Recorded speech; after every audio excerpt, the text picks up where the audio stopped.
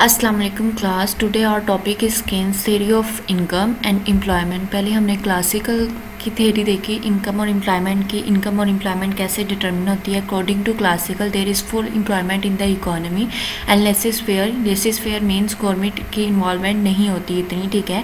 19 और 20 सेंचुरी में इस क्लासिकल व्यूज़ को बहुत ज़्यादा इंपॉर्टेंस दी गई कि किस तरह फुल एम्प्लॉयमेंट जनरेट हो सकती है विद द एडजस्टमेंट मैकेनिज़्म, ठीक है।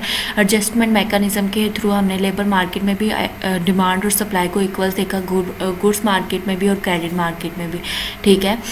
अब हम देखेंगे कि केन्स में कैसे इनकम और एम्प्लॉयमेंट डिटरमिन होती है। Keynes basically 1930s great depression में आपके जो क्लासिकल व्यू था वो टोटल जो है वो क्लैप्स कर गया था, ठीक है, क्योंकि आपकी अनएम्प्लॉयमेंट बहुत ज़्यादा हो गई थी। आपका फुल एम्प्लॉयमेंट लेवल नहीं रहा था और बहुत ज़्यादा ओवर प्रोडक्शन हो गई थी, यानी कि सप्लाई बहुत ज़्यादा हो गई थी, जिसकी वजह से क्लासिकल व्यूज़ को जो है वो इम्पोर्टेंस ख़त्म हो गई थी। और जो केन्स ने जो है वो क्रिटिसाइज़ किया था क्लासिकल व्यूज़ को कि उसके अकॉर्डिंग जो है वो लेसिस फेयर इकोनॉमी जो है वो फुल एम्प्लॉयमेंट लेवल जो है वो जनरेट नहीं कर सकती, डिटरमिन नहीं कर सकती, ठीक है। और इसने अपनी बुक दी थी जर्नल थ्योरी 1936 में, ठीक है, जिसमें उसने थ्योरी में उस बुक में इनकम और एम्प्लॉयमेंट कैसे डिटरमिन होती है वो बताया था, ठीक है।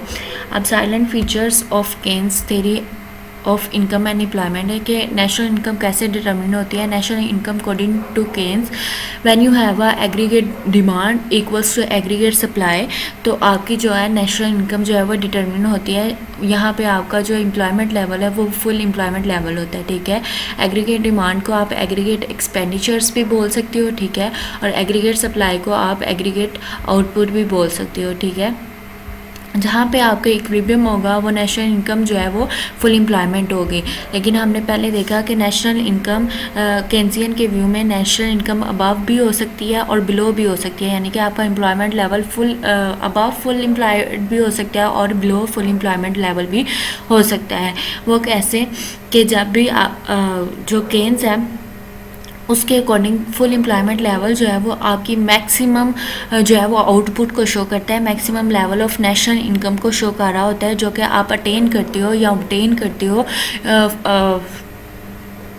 नेचुरल और ह्यूमन रिसोर्सेज को फुली यूटिलाइज करके, ठीक है। अब फुल एम्प्लॉयमेंट लेवल कहाँ पे होता है, जहाँ पे आपकी एग्रीगेट डिमांड और एग्रीगेट सप्लाई जो है वो इक्वल होती है और नेशनल इनकम जो है वो इक्विलिब्रियम भी होती है, ठीक है, और आपका जो फुल एम्प्लॉयमेंट लेवल जो है वो मेंटेन रहता है।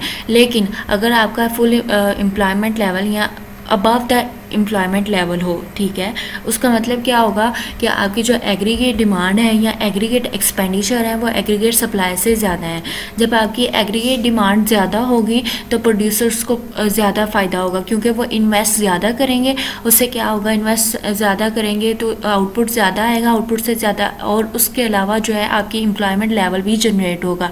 जब आपका एम्प्लॉयमेंट लेवल भी बढ़ेगा, आउटपुट भी बढ़ेगा, इन्वेस्टमेंट भी इंक्रीज़ होगी, ठीक है, तो ओवर जो है एक्सपेंडिचर भी आपके इंक्रीज़ हो रहे हैं, तो उससे ये क्या होगा कि आपका जो है लेवल जो है वो above the full employment level हो जाएगा, क्योंकि आपकी ओवरऑल जो है नेशनल इनकम जो है वो इंक्रीज़ करेगी, ठीक है। लेकिन फुल एम्प्लॉयमेंट लेवल तक जहाँ पे आपका एग्रीगेट डिमांड एग्रीगेट सप्लाई है वहाँ तक तो आपकी नेशनल इनकम जो है वो इंक्रीज़ कर रही है। लेकिन आफ्टर डैट पॉइंट यानी कि above the full employment level, जहाँ पे आपकी एग्रीगेट डिमांड जो है वो ज़्यादा होगी एग्रीगेट सप्लाई से, वहाँ पे क्या होगा, नेशनल इनकम इंक्रीज़ तो करेगी लेकिन मॉनिटरी टर्म्स में, मींस के जो रियल टर्म्स है उसमें नेशनल इनकम आपकी इंक्रीज़ नहीं करेगी, मॉनिटरी टर्म्स में, यानी कि इन्फ्लेशन की एडजस्टमेंट नहीं होगी इसके अंदर, तो आपकी जो है वो नेशनल इनकम इंक्रीज़ करेगी। लेकिन जो फुल एम्प्लॉयमेंट लेवल तक है यहाँ पे आपकी नेशनल इनकम जो है वो रियल टर्म्स में इंक्रीज़ कर रही है, ठीक है। और जो मॉनेटरी टर्म में आपकी नेशनल इनकम इंक्रीज़ करेगी वो आपके इन्फ्लेशनरी गैप होता है, यानी कि आपका एग्रीगेट डिमांड इंक्रीज़ हो रही है, उससे आपका एम्प्लॉयमेंट लेवल इंक्रीज़ हो रहा है, आपका प्रॉफिट इंक्रीज़ हो रहा है, इन्वेस्टमेंट इंक्रीज़ हो रही है, आउटपुट इंक्रीज़ हो रहा है, ओवरऑल नेशनल इनकम इंक्रीज़ हो रही है, तो ठीक है। एक employment level full employment level तक तो आपकी national income real national income increase करेगी, लेकिन आफ्टर दैट पॉइंट जब आप above the national full employment level चले जाओगे, जहाँ पे एग्रीगेट डिमांड जो है वो कॉन्स्टेंटली जो है वो इंक्रीज़ करती जाएगी, बढ़ती जाएगी, तो आपका इन्फ्लेशनरी गैप आ जाएगा, यानी कि आपकी मॉनेटरी टर्म्स में जो है नेशनल इनकम वो इंक्रीज़ करती जाएगी। ठीक है, इसी तरह दूसरी साइड पे जब आपकी एग्रीगेट डिमांड या एग्रीगेट एक्सपेंडिचर वो लेस देन होंगे एग्रीगेट सप्लाई से, तो उससे क्या होगा कि आपकी जो एम्प्लॉयमेंट लेवल भी कम होगा, बिलो फुल एम्प्लॉयमेंट लेवल पे आ जाओगे, आपकी नेशनल इनकम जो है और आपके जो एग्रीगेट एक्सपेंडिचर हैं वो कम होंगे, आपका एग्रीगेट आउटपुट भी कम एग्रीगेट आउटपुट वो ज़्यादा होगा, यानी कि आपकी एग्रीगेट सप्लाई जो है वो ज़्यादा है as compare to aggregate demand. तो उससे क्या होगा कि आपकी इन्वेस्टमेंट भी कम हो जाएगी, प्रोड्यूसर्स जो है वो लॉस फेयर के फेस करेंगे और आपकी नेशनल इनकम भी जो है वो ओवरऑल डिक्रीज़ हो जाएगी। तो उससे क्या होगा, डिफ्लेशनरी गैप जो है वो इकॉनमी में होगा। ठीक है, उसके अलावा जो है केन्स ने इंट्रोड्यूस कराया था इफेक्टिव डिमांड का आइडिया। इफेक्टिव डिमांड मींस आपकी डिमांड जो है यानी कि एक्सपेंडिचर की डिमांड जो है वो अफेक्ट कर रही है, उसकी वजह से जो है आपका नेशनल इनकम लेवल जो है वो डिटरमिन हो रहा है या एम्प्लॉयमेंट लेवल डिटरमिन हो रहा है। इफेक्टिव डिमांड बेसिकली मीन्स कि aggregate demand, aggregate supply and level of national income. ठीक है, आपकी इफेक्टिव डिमांड इन तीनों चीज़ों को शो कर रही है। Higher the level of effective demand, higher will be the level of income and employment in the country. ठीक है, और अगर आपकी इफेक्टिव डिमांड एफिशिएंसी में है, यानी कि आपकी डिमांड जो है वो कम हो रही है, तो आपके कंट्री में जो है वो अनएम्प्लॉयमेंट जो है वो जनरेट होगी। ठीक है, और अगर एक्सेसिव है, बहुत ज़्यादा इफेक्टिव डिमांड है, जैसे कि हमने पहले देखा कि एग्रीगेट डिमांड जो है वो ग्रेटर दैन एग्रीगेट सप्लाई है, तो क्या होगा, इन्फ्लेशन हो जाएगी, इन्फ्लेशनरी गैप आ जाएगा और वो आपका ओवर फुल एम्प्लॉयमेंट लेवल होता है। जब डेफिशिएंसी होगी तो बिलो फुल एम्प्लॉयमेंट लेवल होगा, और जब एक्सेसिव इफेक्टिव डिमांड होगी तो अबव फुल एम्प्लॉयमेंट लेवल होगा। और उसके ये क्लासिकल के ऑपोजिट है, लेसिस फेयर है। मींस लेसिस फेयर क्लासिकल्स में लेसिस फेयर था, यानी कि गवर्नमेंट की इन्वॉल्वमेंट नहीं थी, लेकिन केन्स के अकॉर्डिंग जो है इन्फ्लेशनरी और डिफ्लेशनरी गैप को रिमूव करने के लिए आपके पास जो है वो स्टेट इंटरवेंशन होनी चाहिए, यानी कि गवर्नमेंट इंटरवेंशन होनी चाहिए जो इसको कंट्रोल कर सके। और उसने कहा है कि फिजिकल पॉलिसी के थ्रू कंट्रोल किया जा सकता है, न्यू मनी जो है वो प्रिंट आउट करके इसको कंट्रोल किया जा सकता है, एम्प्लॉयमेंट लेवल को इंक्रीज़ किया जा सकता है फिजिकल पॉलिसी के थ्रू। ठीक है, नेक्स्ट है केन्स के थ्रू कैसे आप equilibrium level of income and employment को डिटरमिन कर सकते हो। ठीक है, जब टू सेक्टर इकोनॉमी होती है तो हम देखते हैं कि कंजप्शन और इन्वेस्टमेंट आ जाती है। एक साइड पे कंज्यूमर होते हैं और एक साइड पे प्रोड्यूसर्स होते हैं। कंज्यूमर कंज्यूम करते हैं और प्रोड्यूसर्स जो हैं वो इन्वेस्ट करते हैं।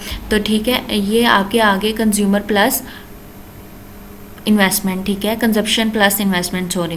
ठीक है, और गवर्नमेंट एक्सपेंडिचर और टैक्सेस जो हैं वो ज़ीरो होंगे आपके टू सेक्टर इकोनॉमी में। आपके जब थ्री सेक्टर इकोनॉमी होगी वहाँ पे आपके गवर्नमेंट एक्सपेंडिचर आ जाएंगे डिमांड साइड पे और टैक्सेस कहाँ पे आ जाएंगे, सप्लाई साइड पे। ठीक है, तो यहाँ पे ज़ीरो है क्योंकि आपकी टू सेक्टर इकोनॉमी में हम इनकम को डिटरमिन कर रहे हैं। ठीक है, और कंजप्शन एक्सपेंडिचर जो होते हैं उसकी हमारे पास ये इक्वेशन होती है कि ऑटोनोमस कंजप्शन जो आपकी इनकम के चेंज होने से इफेक्ट नहीं होती और आपकी इंड्यूस कंजप्शन जो आपके इनकम के चेंज होने से इफेक्ट होती है। यहाँ सी वाई हमारे पास क्या है, इंड्यूस कंजप्शन, और सी हमारी है मार्जिन प्रोपेंसिटी टू कंज्यूम। ठीक है, हर यूनिट पे जो आप कंजप्शन आपकी चेंज हो रही है, ईच यूनिट पे ईच एडिशनल यूनिट पे जब आपकी कंजप्शन जो है वो चेंज हो रही है, वो आपके पास मार्जिन प्रोपेंसिटी टू कंज्यूम होती है। ठीक है, ऑटोनोमस कंजप्शन जो आपकी इनकम से इफेक्ट नहीं हो रही। यहाँ पे जो ऑटोनोमस कंजप्शन है वो ग्रेटर देन ज़ीरो है और जो इंड्यूस कंजप्शन है वो लेस देन 1 है। उसके बाद जो आपके इन्वेस्टमेंट एक्सपेंडिचर है वो किस पे कंसिस्ट कर रहे हैं, ऑटोनोमस इन्वेस्टमेंट में। आपकी केन्स जो है वो अज्यूम करता है कि यहाँ पे ऑटोनोमस इन्वेस्टमेंट है, यानी कि आपकी इन्वेस्टमेंट जो है वो आपके इनकम के चेंज होने से इफेक्ट नहीं कर रही। ठीक है, उसके अलावा आपके पास सेविंग इक्वेशन आ जाएगी टू सेक्टर इकोनॉमी में। ये जो नेगेटिव साइन के साथ है एस नॉट, ये आपके है ऑटोनोमस सेविंग, यानी कि जो इनकम से इफेक्ट नहीं हो रही, और ये आपके पास है इंड्यूस सेविंग, यानी कि जो इनकम के इफेक्ट होने से इफेक्ट हो रही है। ठीक है, तो आउटपुट साइड क्या आ जाएगी आपके पास, C plus S. Demand side आपके पास आएगी सी प्लस आई, यानी कि ये आपकी एक्सपेंडिचर साइड है, और ये आपके पास C plus S output side means supply side है, ये एग्रीगेट सप्लाई को शो करेगी। और अकॉर्डिंग टू केन्स कि नेशनल इनकम जो है इक्विलिब्रियम में कम होती है, या एम्प्लॉयमेंट लेवल आपका कहाँ पे डिटरमिन होते हैं, जहाँ पे आपकी एग्रीगेट सप्लाई और एग्रीगेट डिमांड जो है वो इक्वल होती है। ये आपके पास एग्रीगेट डिमांड है सी प्लस आई, और ये आपके पास C plus S aggregate supply है, ठीक है। तो अगर सी जो है वो इधर आ जाए तो ये कैंसिल आउट हो जाएगा, और आप जहाँ पे आपकी इन्वेस्टमेंट इक्वल टू सेविंग आ जाएगा, और इस तरह भी आप जो है वो इक्विलिब्रियम को फाइंड आउट कर सकते हैं जहाँ पे आपके पास आई इक्वल टू एस हो जाए, ठीक है।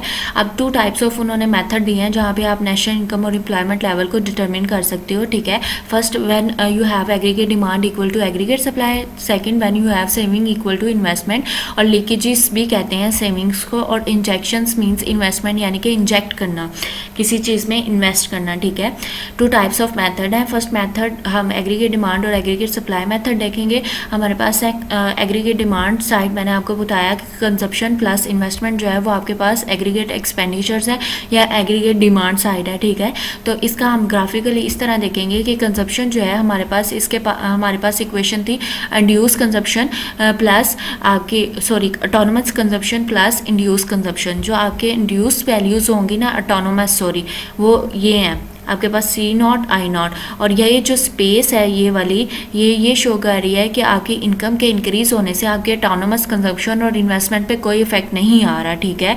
और जो ये वाला ग्राफ है ये आपका पॉजिटिव ग्राफ ये शो कर रहा है कि with the passage of time जब आपकी इनकम इंक्रीज होती है, आपकी ओवरऑल आउटपुट आउटपुट इंक्रीज हो रहा है, उससे आपकी इनकम इंक्रीज हो रही है, और इनकम के इंक्रीज होने से आपके क्या इंक्रीज होगा, आपके एक्सपेंडिचर्स और आपकी इन्वेस्टमेंट भी इंक्रीज करेगी। आपके मीन्स के आपके एग्रीगेट एक्सपेंडिचर यानी कि एग्रीगेट डिमांड जो है वो with increase in income increase कर रही है, यानी कि पॉजिटिव स्लोप है इसकी, ठीक है।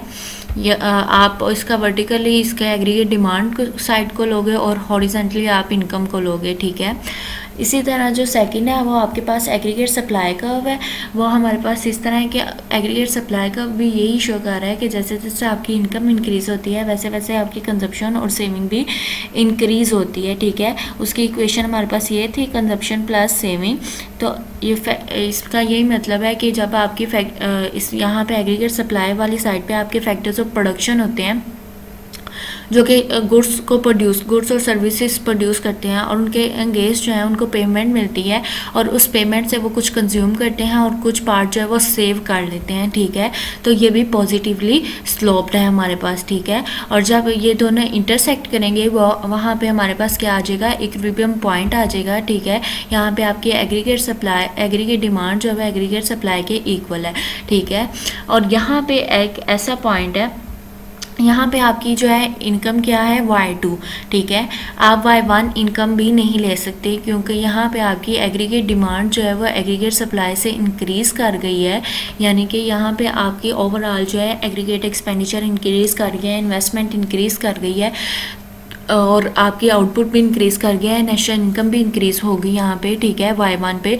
तो आपके पास नेशनल इनकम जो है वो ज़्यादा होगी एज़ कम्पेयर टू आपका जो इक्विलिब्रियम पॉइंट है। तो यहाँ पे ये पॉइंट शो कर रहा है कि आपकी इनकम जो है वो इंक्रीज़ कर रही है, तो यहाँ पे आपका फुल एम्प्लॉयमेंट लेवल नहीं होगा। और यहाँ पे Y3 जो पॉइंट है वो ये शो कर रहा है कि यहाँ पे जो है आपकी इनकम जो है वो रिड्यूस हो रही है, ठीक है, क्योंकि यहाँ पे आपका एग्रीगेट डिमांड जो है वो एग्रीगेट सप्लाई से कम है। हमने पीछे जो है थ्योरेटिकल पूरी एक चेन देखी कि कैसे एग्रीगेट सप्लाई जब कम होती है एग्रीगेट डिमांड जो है एग्रीगेट सप्लाई ज़्यादा होती है, यानी कि आपका आउटपुट ज़्यादा होता है, और एग्रीगेट डिमांड कम होती है तो कैसे आपकी इनकम लेवल जो है वो रिड्यूस कर जाता है, ठीक है। तो बेसिकली हमारा इक्विलिब्रियम वहीं पे होगा जहाँ पे आपकी aggregate demand equal to aggregate supply आएगी। ये वाला पॉइंट जो है, ये वाला G वाला पॉइंट जो है ये आपका अबव फुल एम्प्लॉयमेंट है, और ये वाला पॉइंट जो है N वाला पॉइंट ये आपका बिलो एम्प्लॉयमेंट है, ठीक है। तो जहाँ पे ये इंटरसेक्ट होंगे वो इक्विलिब्रियम पे है, यानी कि यहाँ पे आपका फुल एम्प्लॉयमेंट लेवल है जहाँ पे आपकी एग्रीगेट डिमांड और एग्रीगेट सप्लाई है। और इस पॉइंट को ई पॉइंट को आप इफेक्टिव डिमांड पॉइंट भी बोल सकते हैं, ठीक है। उसके बाद हमारे पास आ जाएगा इक्विलिब्रियम लेवल ऑफ सेविंग और इन्वेस्टमेंट मेथड सॉरी। अब हमारे पास इक्वेशन है कि इनकम जो है आपकी कंजप्शन प्लस इन्वेस्टमेंट के इक्वल होती है, और इन्वेस्टमेंट हमने देखा कि हमारे पास ऑटोनोमस इन्वेस्टमेंट होती है, ये मीन्स के कोई इफेक्ट नहीं होता है इन्वेस्टमेंट का। आप यहाँ से निकालोगे, इट्स मीन कि कुछ आप जो है वो कंजप्शन पे कंज्यूम कर रहे हो, और जो आप रुपीज़ या इनकम जो है वो कंजप्शन के अलावा किसी चीज़ पे स्पेंड कर रहे हो, तो वो आपकी इन्वेस्टमेंट होगी, ठीक है। और केन्स के अकॉर्डिंग ये इंड्यूस ऑटोनोमस होती है, यानी कि इनकम के चेंज होने से इस पर कोई इफेक्ट नहीं हो रहा, मीन्स कि आपका वाई यहाँ पे और आपकी इन्वेस्टमेंट आपके वर्टिकल है, यानी कि जैसे जैसे आपकी इनकम इंक्रीज़ कर रही है आपके ऑटोनोमस जो इन्वेस्टमेंट है उस पर कोई इफेक्ट नहीं हो रहा, इसलिए ये इसका जो कर्व है वो हॉरिजेंटल है, ठीक है। इसी तरह आपके पास सेविंग का साइड आ जाएगी, यानी कि आपकी आउटपुट साइड या सप्लाई साइड है, तो यहाँ से आप सेविंग निकालोगे, जो पार्ट आप इनकम का कंज्यूम कर रहे हो इनकम में से वो माइनस कर दोगे तो आपके पास सेविंग आ जाएगा, ठीक है। सेविंग की हमारे पास सेविंग जो है बेसिकली आपके इनकम का फंक्शन होती है, और सेविंग की हमारे पास ये इक्वेशन थी, ठीक है। और नेगेटिव ऑटोनोमस सेविंग थी और पॉजिटिव इंड्यूस सेविंग थी, मीन्स के आपका ये जो नेगेटिव शो कर रहा है पार्ट ये नेगेटिव ऑटोनोमस सेविंग को शो कर रहा है, ठीक है। ये आपका नीचे इसलिए है क्योंकि यहाँ पे माइनस में आ जाती हैं टर्म्स, ठीक है, तो ये आपकी नेगेटिवली सेविंग को शो कर रहा है ऑटोनोमस सेविंग को, और यहाँ पे ये पॉजिटिवली स्लोप ये इतना सा पार्ट जो है वो ये शो कर रहा है इंड्यूस सेविंग को शो कर रहा है, मीन्स के इनकम के चेंज होने से आपके पास इंड्यूस इन्वेस्टमेंट पे पॉजिटिव इफेक्ट आ रहा है, ठीक है। तो जहाँ पे ये दोनों इंटरसेक्ट करेंगे वो पॉइंट हमारा इक्विलिब्रियम में होगा, जहाँ पे हमारे पास इन्वेस्टमेंट जो है वो इक्वल आ जाएगी सेविंग के। यहाँ पे जो है हमारे पास अबव फुल एम्प्लॉयमेंट लेवल होगा, और यहाँ पे हमारे पास बिलो फुल एम्प्लॉयमेंट लेवल होगा, और दोनों जो है वो आपके इक्विलिब्रियम की तरफ ही मूव करेंगे, यानी कि Y2 की तरफ, जहाँ पे आपके पास इक्विलिब्रियम लेवल है I इक्वल टू सेविंग है, ठीक है। ओके, अल्लाह हाफिज़।